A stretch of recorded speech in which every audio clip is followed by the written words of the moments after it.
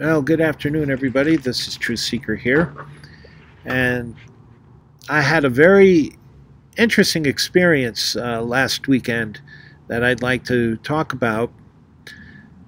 About a year ago, I was surfing the internet, and I must have been gleaning information off of various websites, JW Facts, JW Survey, and I had gotten onto Barbara Anderson's website. Now she's a very well, highly reputed individual in the JW activism circles, and she is very involved in the sex abuse cases at the present time. But she has this website, JW Documents, that has a lot of information on it about the organization, about its history, many documents like its charter. I did download its charter because that was something that I was interested in, especially in the context of Garrett Loesch's denial of being connected to the Watchtower with regard to the Louis Lopez case. And so I must have written something to her on the email explaining my background a little bit, being a Bible student and finding her website interesting. And I guess I had forgotten about having written her, and she got back in touch with me about a week ago, and so I didn't expect it. It was kind of a surprise when I saw this email saying that for the past year she'd been interested in speaking with me, but that she had been so busy in the intervening months that she wasn't able to get in touch with me. But she indicated that she would be interested in speaking with me, so we arranged a time, and she gave me a call back last Sunday, and it was the longest phone call I ever had in my life. Literally, it was about 5.5 hours we spoke, and she is just a treasure, an amazing trove of knowledge of Watchtower history that, my goodness, it's unparalleled. Her knowledge of the organization is unparalleled. She knows the organization better than the governing body themselves. And she dispelled a couple of wrong ideas that I had about the organization, most notably that the organization had their act together concerning their files, their history, and so on. And she had indicated to me that when she was involved, and she was very involved in the putting together of the history of the Proclaimers book, she said it was a huge challenge because there was not a lot of information around to actually put together a lot of the history. It was missing, and so they had to put a call to arms out, basically, for anyone who had any information to kind of piece together a lot of the information that went back into the Proclaimers book. Apparently, there was no mechanism for retaining historical information at the Watchtower, which is something I ran contrary to my idea, because when I read Macmillan's, A.H. Macmillan's Faith on the March, he indicated that he had asked for permission to go through the Watchtower files to research his book. And so I was under the impression that they had all these files in order, and that's not the case at all. Apparently, Barbara ran across a lot of information when she worked in the writing department by accident, and a lot of this information was surprising. So we talked, and we talked quite a long time about Bible students, about the people I knew, that she knew, people that she had spoken with in the Bible students movement in the past, people I knew before I left the Bible students. And we talked primarily about Russell and his history, really. Bible students revere Russell. He is the wise and faithful servant. He is the Laodicean Messenger. He is the man with the Inkhorn. He was the one that brought meat in due season to those that the little flock that would constitute the 144,000 who would be part of the heavenly call and would rule in the 1,000-year kingdom. And so to Bible students, there was nobody more important than Charles Taze Russell. But after I left the Bible students, I did a lot of research on my own, and much of it I've come to a correct understanding, although researching on the internet is a little bit different than actually going into archives and finding source material, and so there's always the question of credibility. And also there is a knowledge of reading the information that Russell put out, which he wrote voluminously, and you can tell by the way he wrote what kind of an individual he was. And for example, in the book The Laodicean Messenger, which is an over-the-top tribute to Russell, written 7 years after his death, it's a 500-page book just praising him, making him more important than even the Apostle Paul. There was an instant recounted in the Laodicean Messenger, the book, where Russell had gone to Europe for some time, and he was not in the United States for a period of time. And when he had returned, he did an inspection of the watchtower to make sure that everything was in order. And he went down to check the food stores.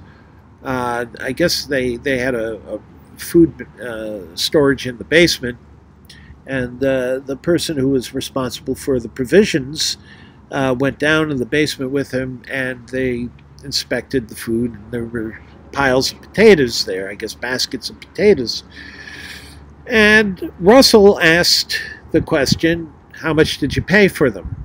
And the individual told Russell he paid so-and-so a pound for these potatoes. And Russell shot back immediately, you paid too much. Now, the interpretation of that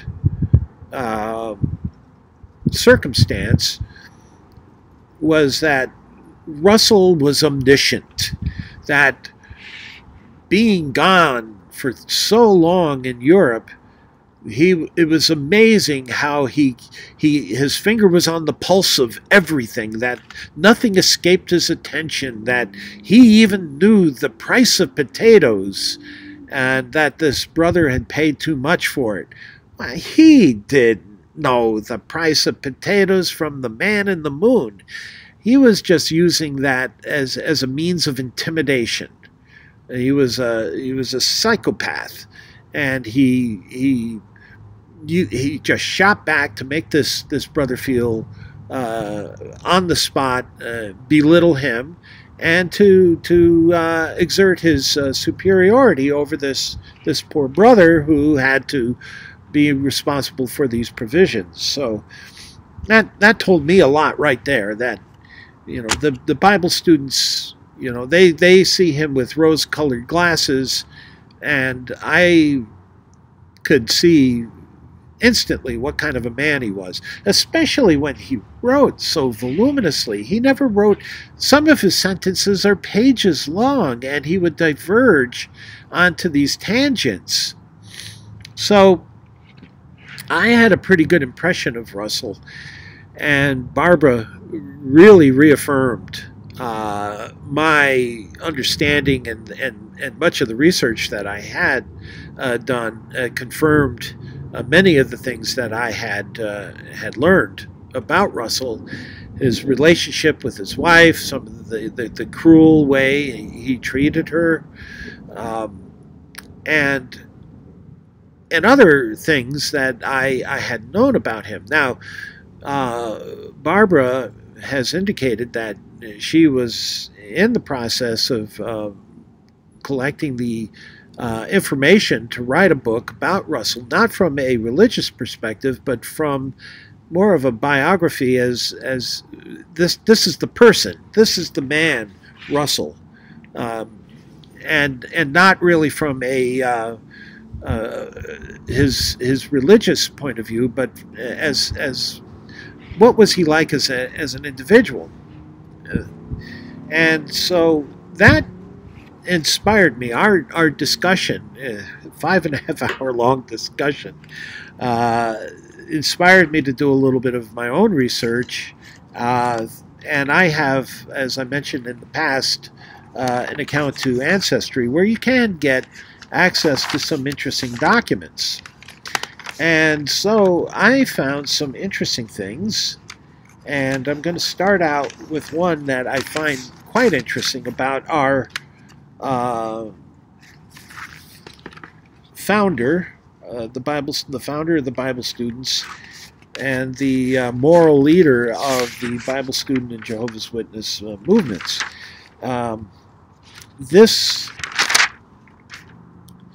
We're going to start with some research I had completed on the census. Now, in 1880, now Russell was born in 1852 to Joseph Little, or Lytle. I'm not sure how it's pronounced. It's spelled Lytle. Joseph Little Russell and Anne Eliza Russell. And he had siblings, now a number of siblings, and they passed away. The only other sibling of Charles Russell was a younger sister, Margaret. They were the only two of Anne and Joseph Russell to live to adulthood. And I think Margaret outlived Charles. Charles died at age 64 in 1916. And I think Margaret Russell Land, died in the 1930s. So she did live quite a bit longer than Charles.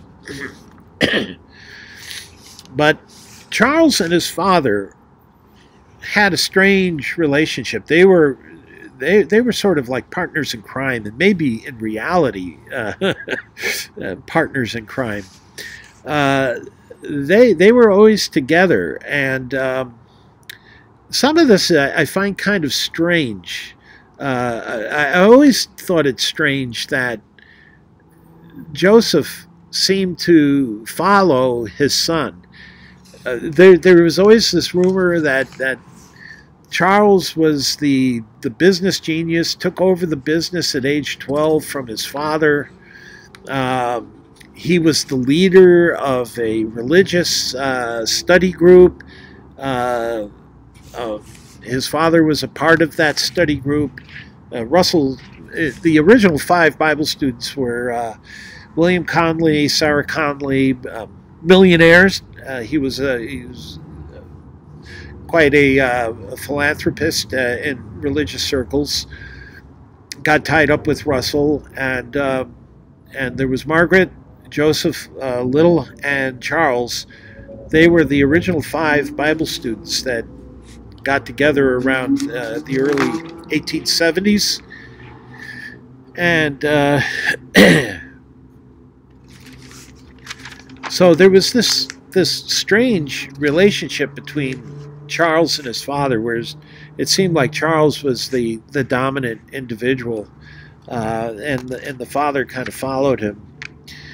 But you can find information in some of the censuses, the 1850 census, the 1860 census, and 1870 and 1880, that follows the Russell family through the years. But there isn't that much information that you can glean. But there are some interesting things. For example, in 1860, they had left Pittsburgh, Allegheny, which became a part of Pittsburgh, and moved to Philadelphia, where Joseph was identified as a grocer. And then in 1870, I had always heard that Russell only had an 8th grade education, 7th grade education, that his father tutored him, but that he had taken over the haberdashery business that they were in, that they were haberdashers. And there's some information in city directories that suggests that they were in business in gentlemen's clothing. And but Charles was also listed as a real estate broker in the same directory. So there was J.L. Russell and Son, Gents Furnishings, and there was C.T. Russell Real Estate. There's something a little odd about that, and that's something I want to pursue a little. But I didn't find anything immediately available. Researching is very difficult, especially in Ancestry. It's not very easy. It can be quite frustrating. You can spend hours and hours and not find anything, and then all of a sudden you can find a lot of information. But what is most interesting is the 1880 census. Now,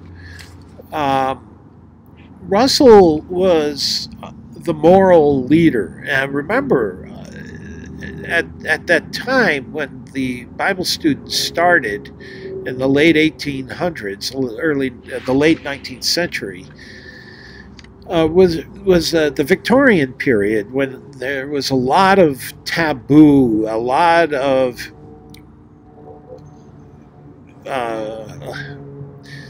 the morality was unduly strict, especially in sexual areas, and it was known for its rigidness. And that's why Sigmund Freud blamed everything on sexual repression back.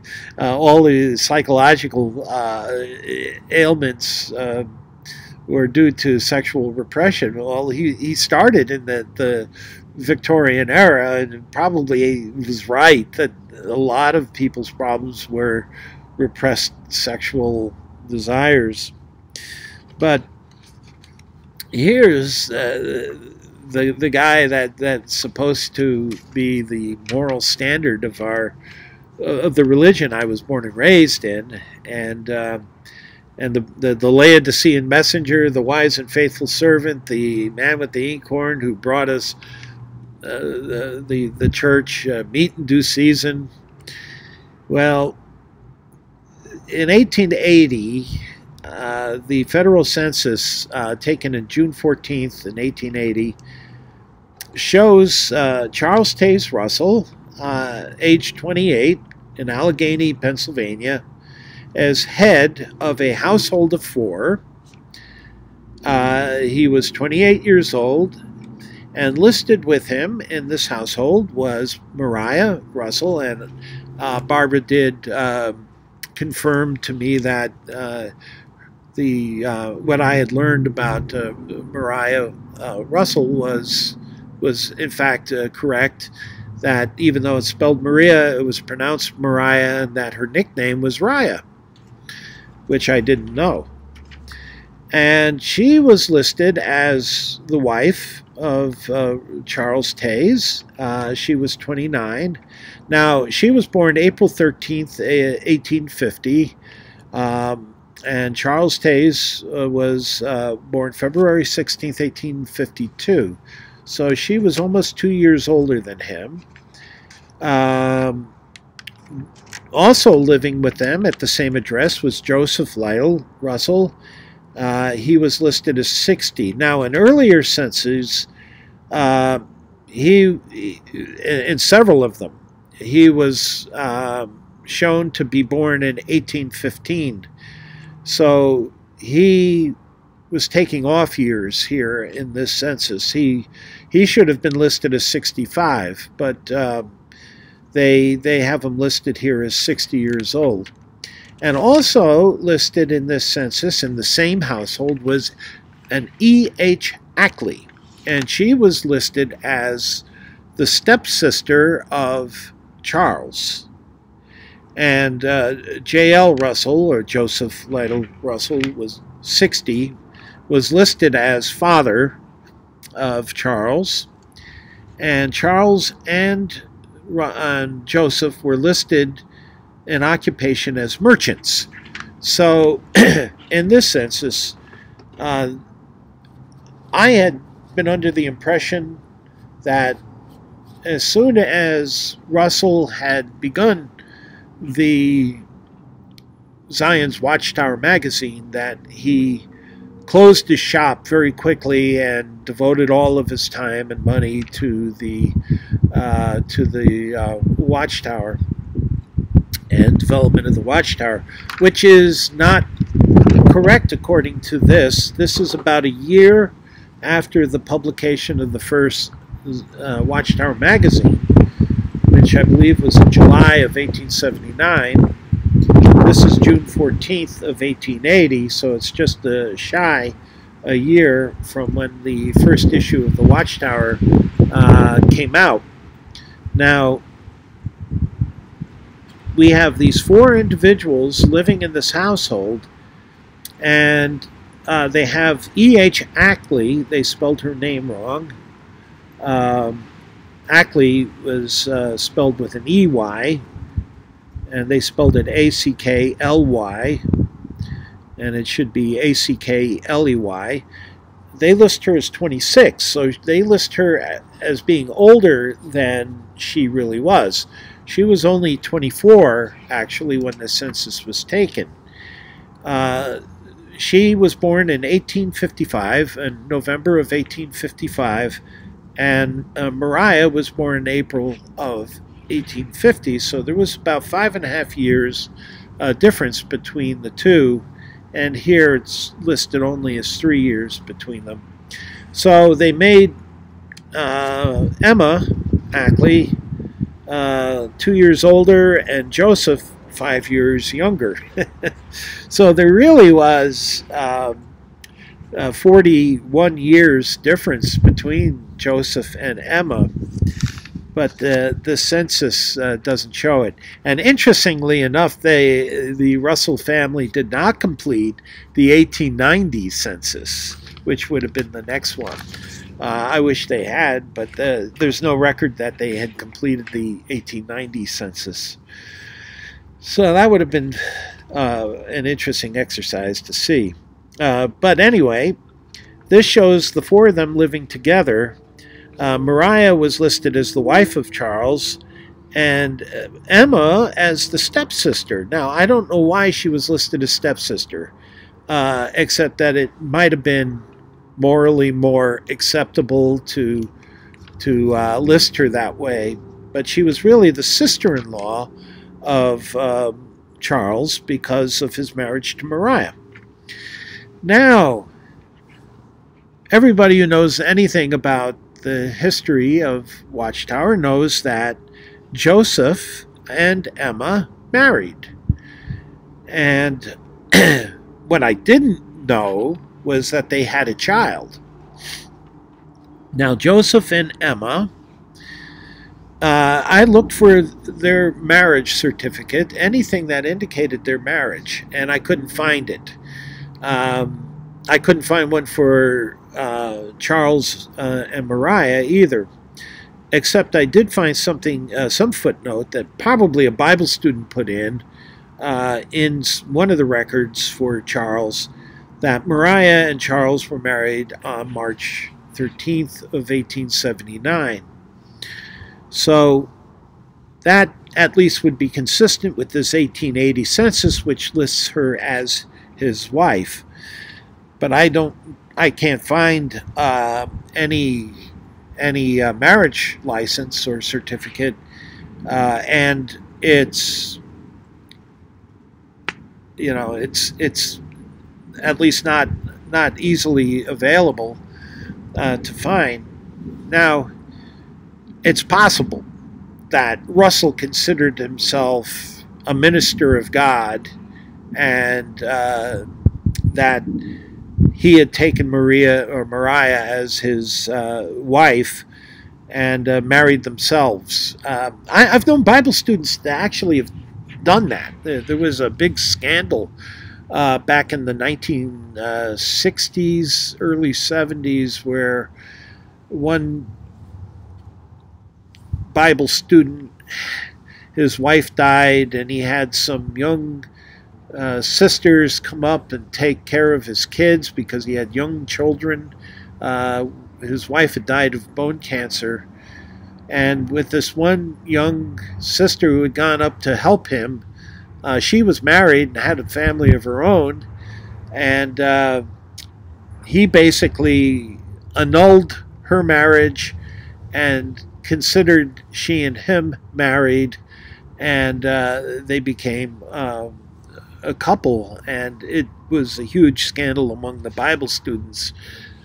Maybe this was something like that. I don't know. There are no certificates that can be found in the records for the marriages, either marriage, for Russell with Mariah, C.T. Russell with Mariah, and Joseph with Emma. But Emma and Joseph had a daughter, Mabel, and all I can find was, whenever I searched for her birthday, was that she was born in 1881. Now, that leaves a lot of room. Here in 1880, Joseph, this is June 14th, 1880, Joseph and Emma are not married. He listed himself as widowed. She listed herself as single. And Mariah and Charles were listed as married.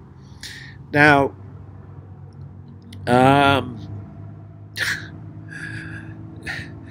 so here we have a situation where we have a young woman living under the roof of a man who's not married, two men, actually, and one is married and the other is not.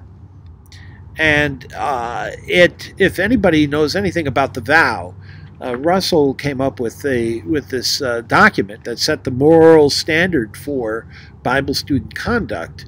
And a man and a woman who are not related are not supposed to remain in a room together with the door open, or without the door being open. I guess that's a rule that still stands at the Bethel today.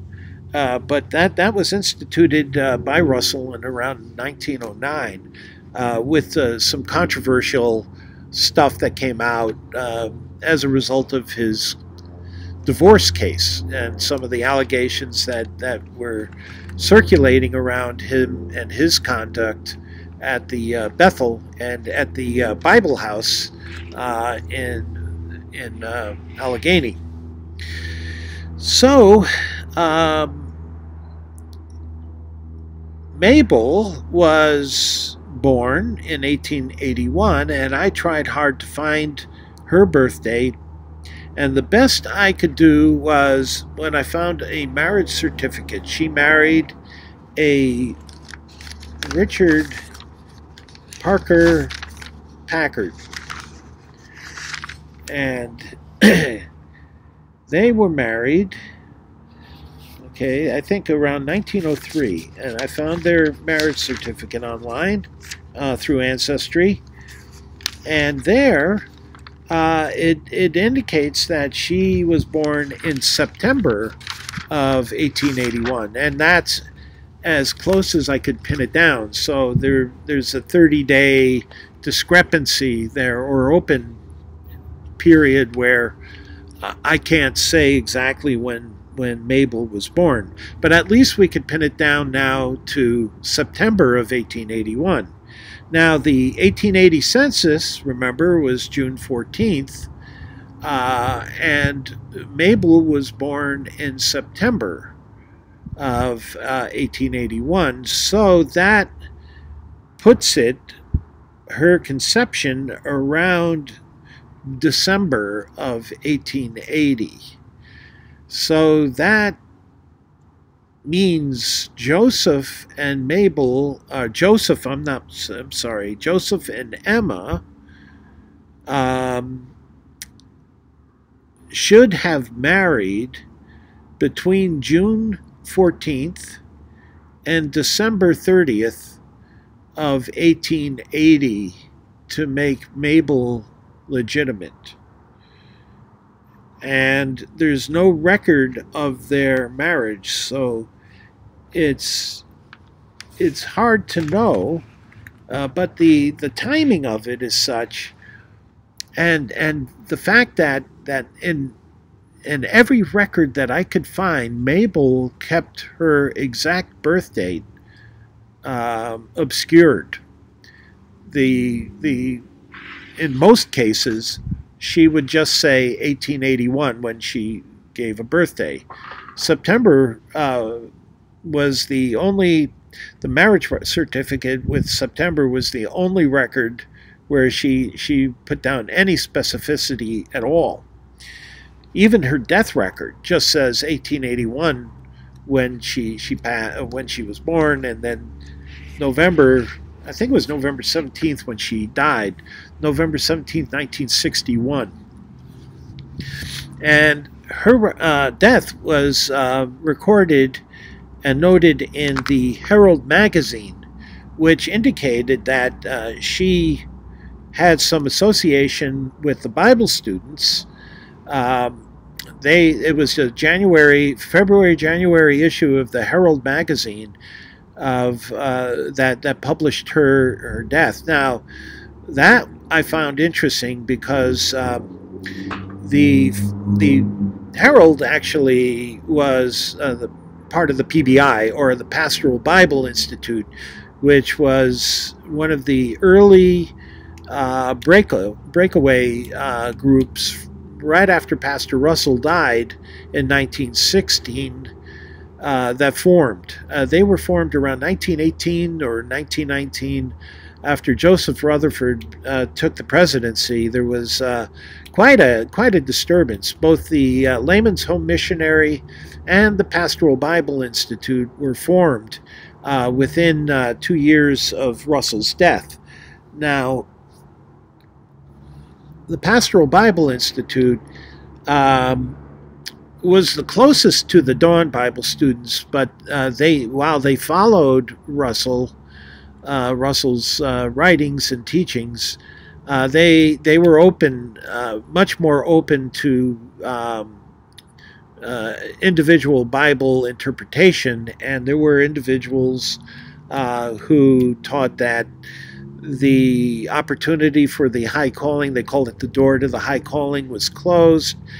And that caused a lot of Bible students who followed Russell to object to the PBI. And many of the Bible students, when the Dawn Bible students came into being in 1932, gravitated to the PBI. There was some discussion between the Dawn and the PBI in the early 1940s of joining together, but then the Dawn was reluctant to do so. because the PBI did have so many members in it that didn't meet their standards, you see.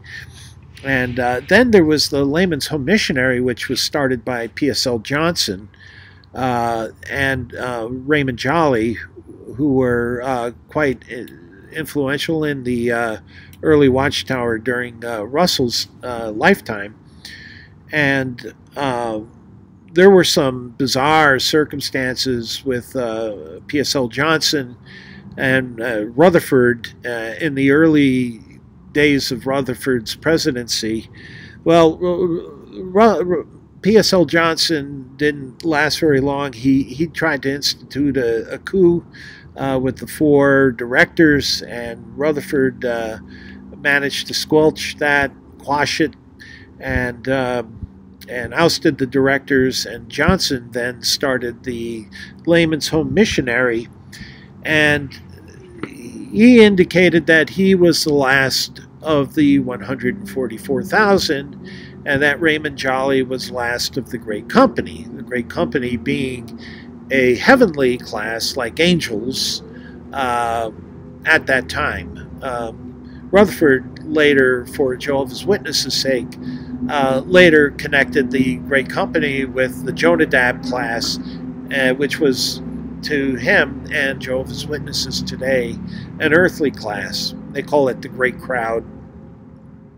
But back in Russell's day and through the 1920s, the Great Company was a spiritual class.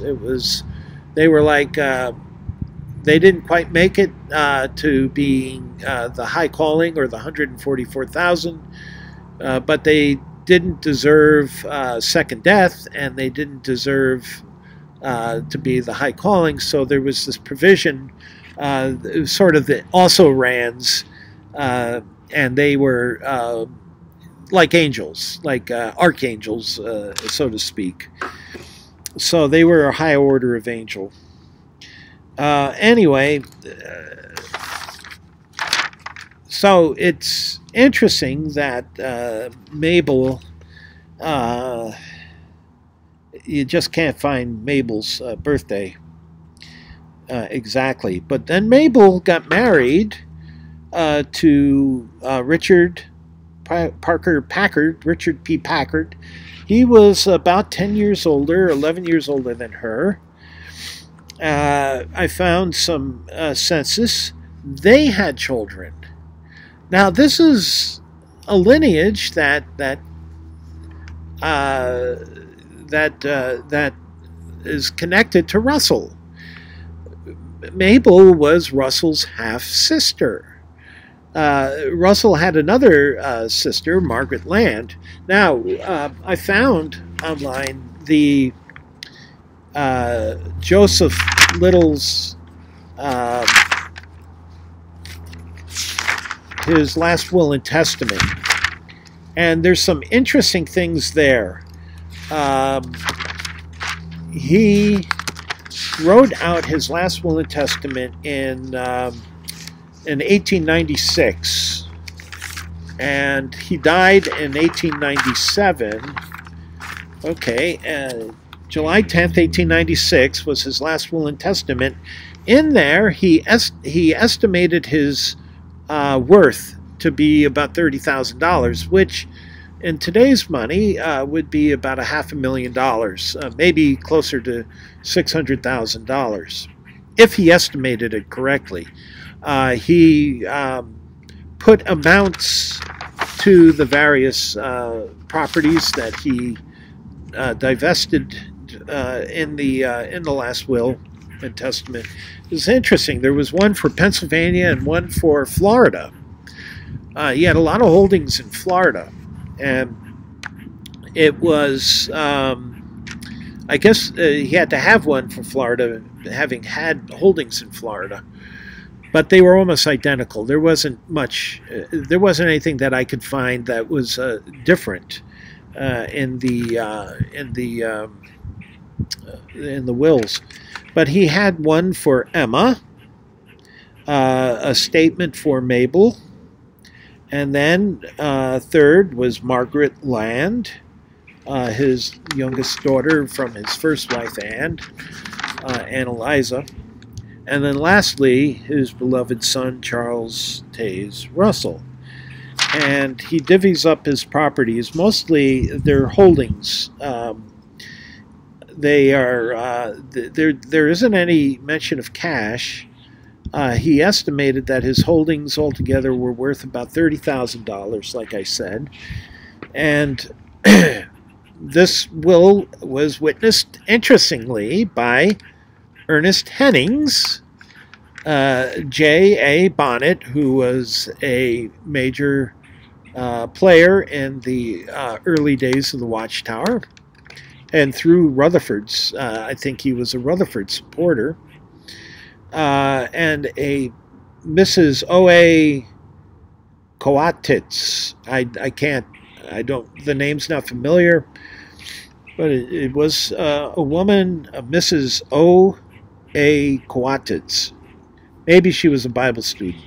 Ernest Hennings was, and J.A. Bonnet was. Now, Ernest Hennings, interestingly, was the one that Russell, the infamous Rose Ball, which I'm not going to really talk about at this point.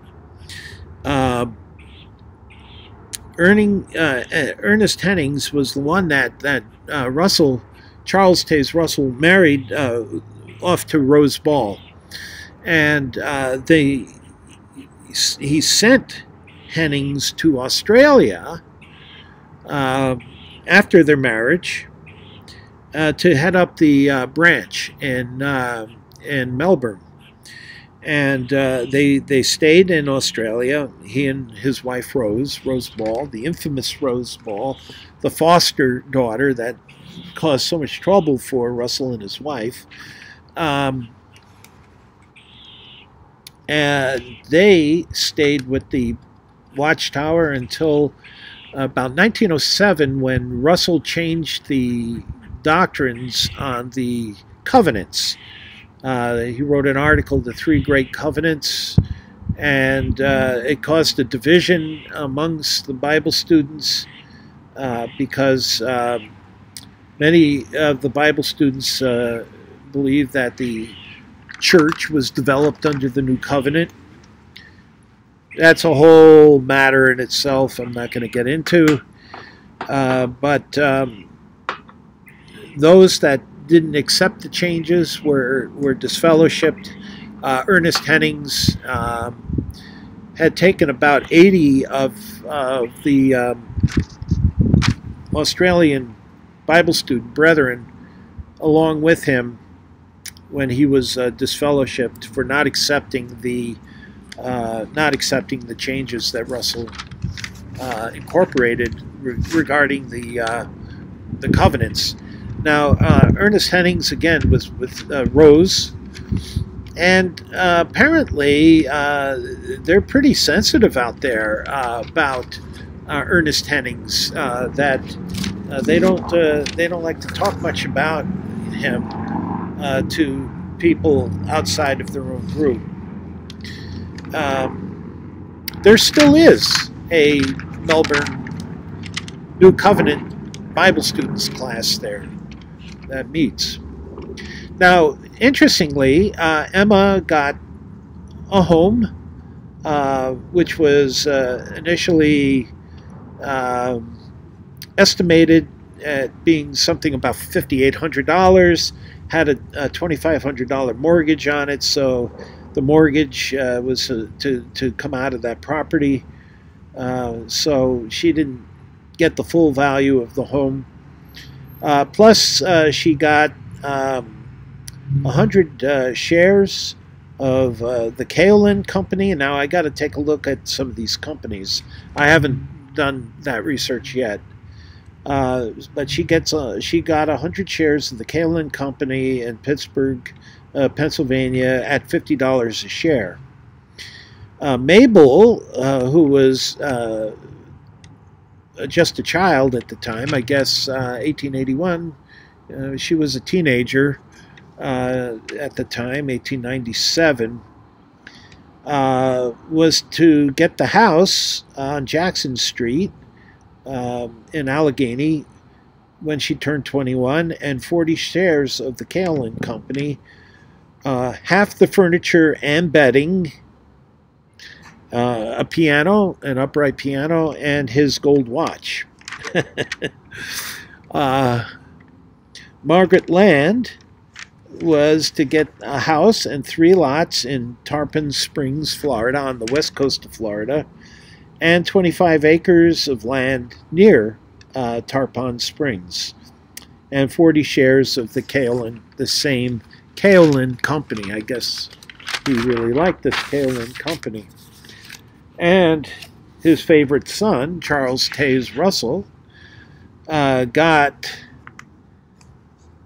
160 acres. Let's see, 160 acres of land in Polk County, Florida. And I got to look up where Polk is. I can't recall where Polk County is. St. Petersburg is Pinellas. That's where Mariah and Emma eventually lived. And Mabel and her husband. But I gotta check where Polk County is. But that's something I'm going to research. And I guess at the time that land wasn't worth a whole lot. And 30 shares of the Railway and Dock Company of New York. Now, I did look up something for that, and there was something to that nature. It was connected to shipping, and I don't know if this is the same company or not, but I tried to find it online, and there was a company that formed in the 1870s, Brooklyn Warehouse Company, that was later called the Railway Dock Company, and they used trains, rail to unload ships, and to take the cargo to warehouses and stuff. I don't know if that has anything to do with it. It may, but there are 30 shares of this Railway and Dock Company of New York City. I don't know how much that was worth at that time.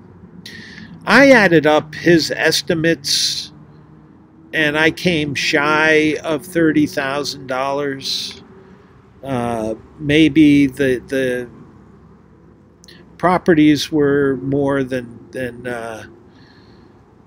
but I got something like $24,400, adding up the estimates that I found in his will. His will was all handwritten. It was not typewritten. It was all handwritten, and then there were places for seals for the signatures. And it was done by a lawyer. There was a legal company, a legal corporation that I guess made everything all legal.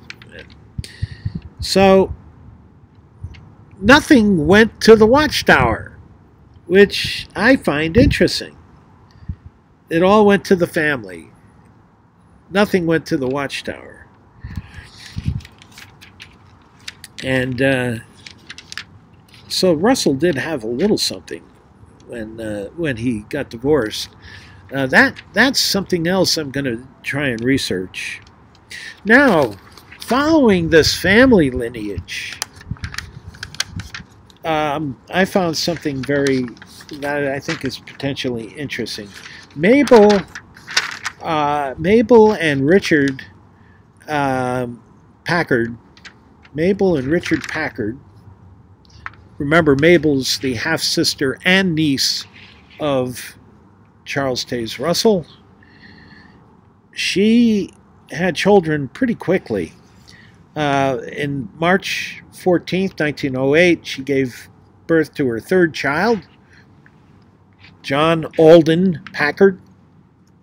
And there is a reason for the Alden, and I'll get back to that. The 1920 census shows them having left Allegheny.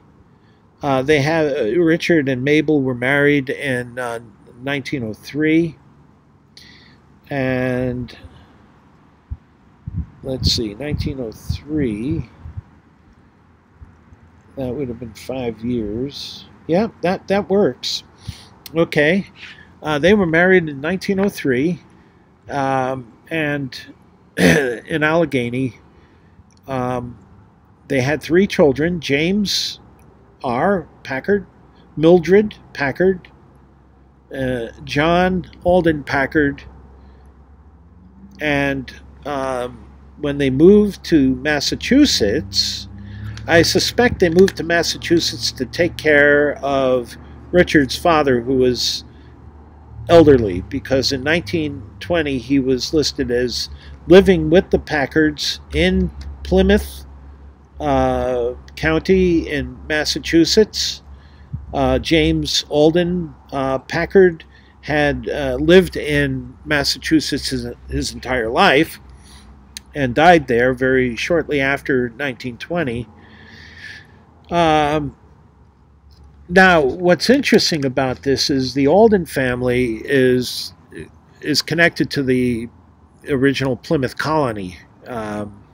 John Alden, and it's funny because when I talked with Barbara Anderson, she said that something on the fly. There was so much said that there was some connection to the Mayflower in the family, and here it is: James Alden Packard, 84, and they named Mabel named her son John Alden Packard, and I don't think that's a mistake.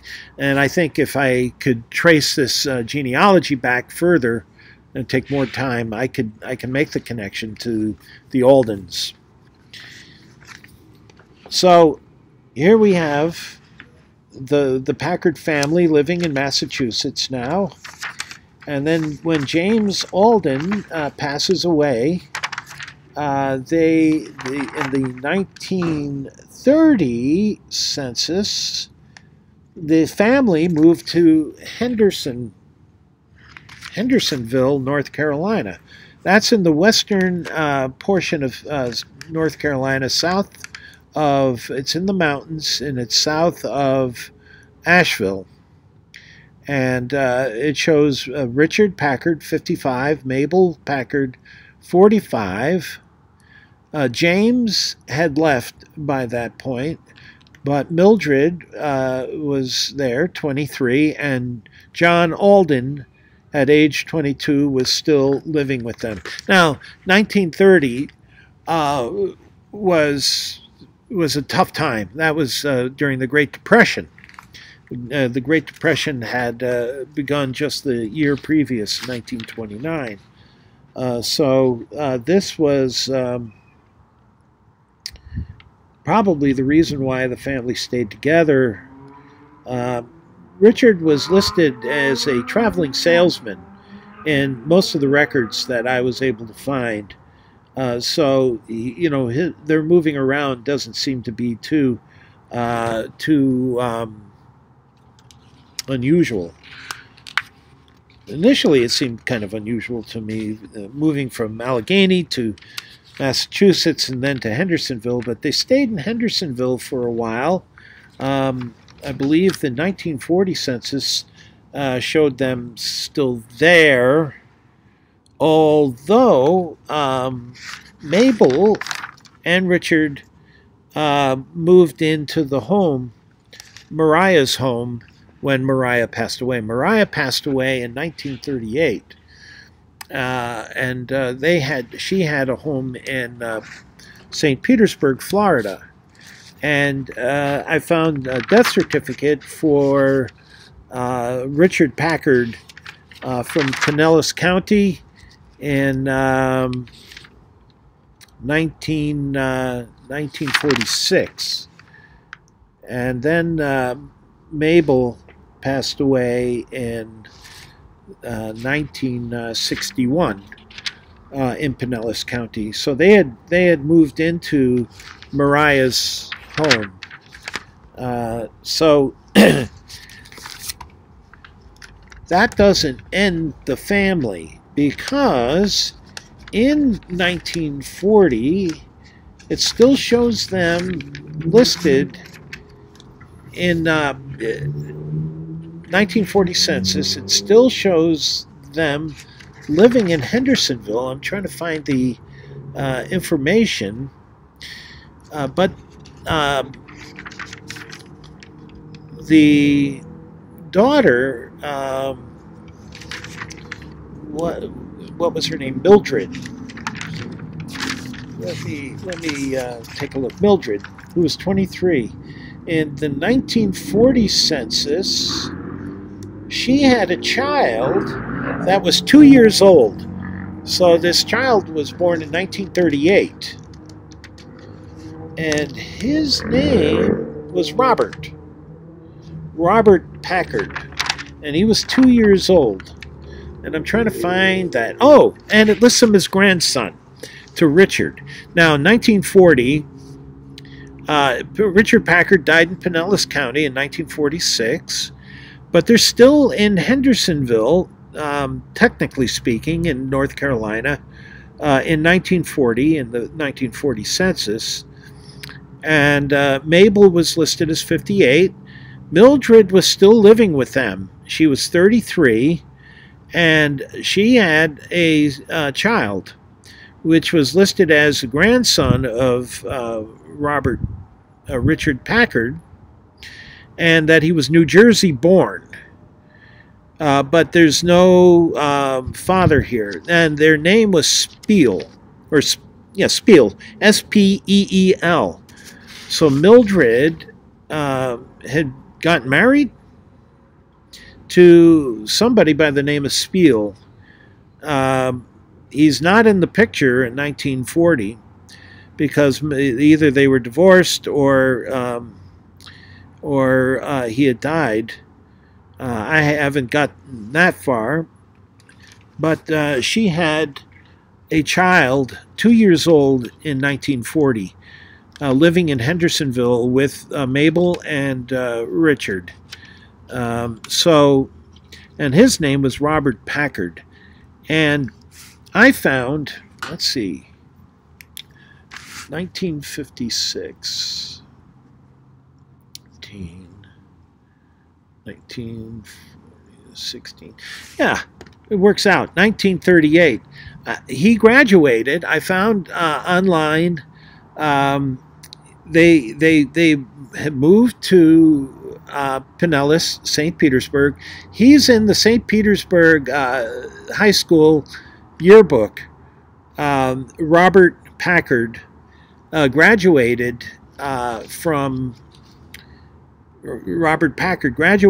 high school in St. Petersburg in 1956, and his photograph is in the yearbook that is on Ancestry. And so that would make him 18, 1956, he's 18 years older than me. 64, so 12, he's 82, if he's still alive today. That's as far as I got. But he was the grandson of Mabel, who was half sister of Charles.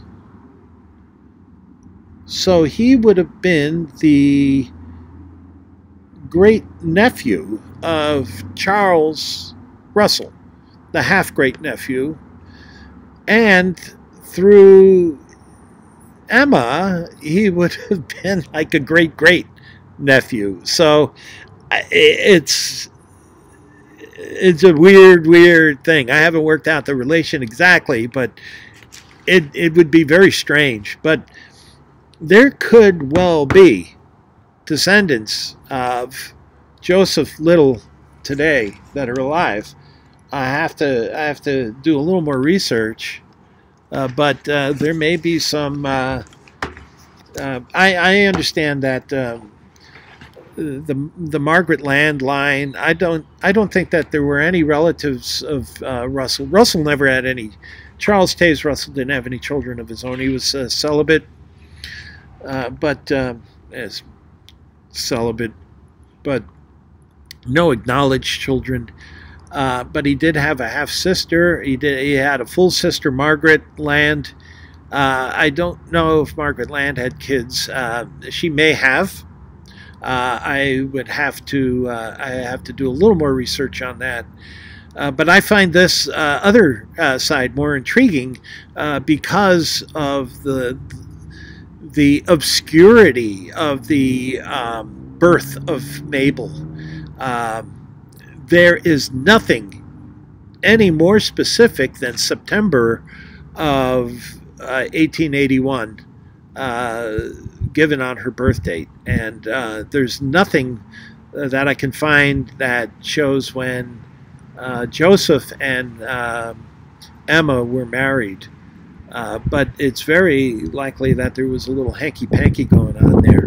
Now, I know in 1884 there was a coup attempt to remove Russell from being the president of the Watchtower Society. Basically, they were saying that he was too autocratic or something, I guess. But I think there were some issues with him, and I guess from a moral point of view, and again, I have to clarify my information, so don't take me for that. But I know that there was a move early on in the Watchtower movement that had been against Russell. They were trying to remove him from being the head of the Watchtower Society. The elders were, and he survived that coup and managed to maintain control of the society until his death in 1916. I do know that he wrote an article called Harvest Siftings about this, and I have to look it up, but you can look up some of the early watchtowers, and he discusses a lot of the things that are happening in his life around the watchtower at that time. So you can find these things yourself through JW Facts. Well, anyway, this is an hour-long video. I just wanted to go on and you know, the Bible students make Russell a lot more than he was. He was just a man. He had all, in fact, if anything, he had more faults than most people. He was not this great leader with high moral standards, and it was like my father. I expressed this to my wife many times. My father was two people.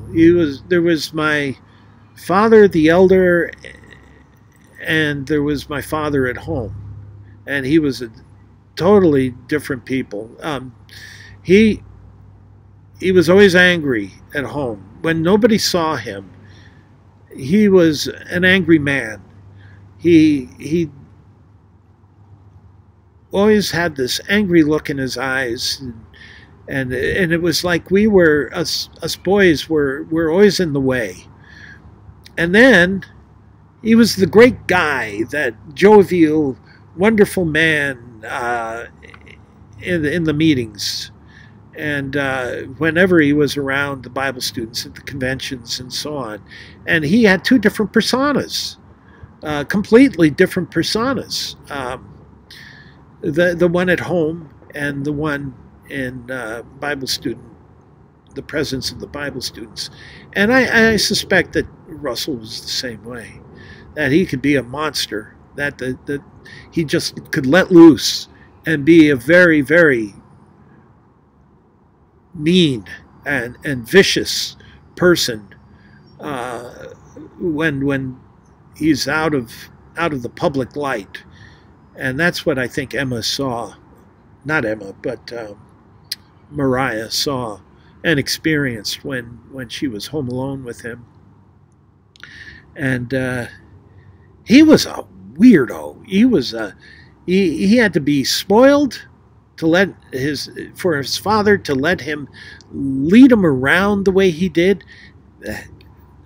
Strange, a 28-year-old man living in his father's household and being the head of the household. You know, at 28, he's the head of the household. You know, that's not the kind of, that's not normal. It's not normal for a man to turn over his business to his son when he's 12 years old. You know, it should have been J.L. Russell's son and father. That's what it should have been in the directories. But anyway, I've gone on an awful long time. I'm going to pick up on this a little bit more. I think there's a lot more to this history, this thread. And again, they're only humans. There's no evidence whatsoever that God was behind any of this. This shows it. This shows it. But anyway, I'll catch you next time and have a good day. It's not bad. It's for an early spring day. I mean, a little hazy, but the weather is mild enough to be outdoors. So have a good day, and I wish you the best.